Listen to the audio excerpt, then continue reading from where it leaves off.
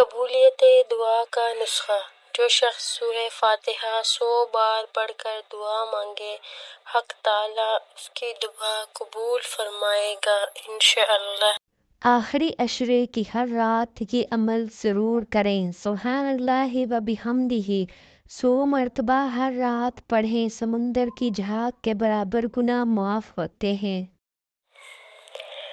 سبحان اللہ 100 بار ہر رات پڑھیں، اس سے 1000 گناہ معاف، 1000 نیکیاں ملیں گی۔ لا الہ الا اللہ وحدہ لا شریک لہ، لہ الملک ولہ الحمد وہو علی کل شیء قدیر۔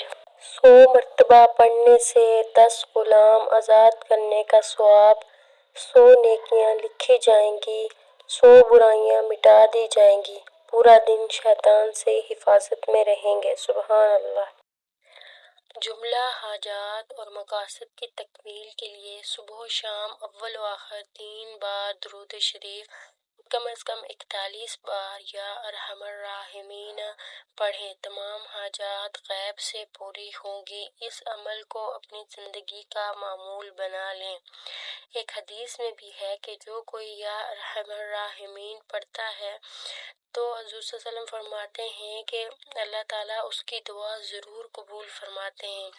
3 بار درود شریف پڑھنے کے بعد 41 بار یا ارحم الراحمین پڑھیں اور اپنی حاجت مانگیں، اللہ تعالیٰ سے انشاءاللہ پوری ہوگی۔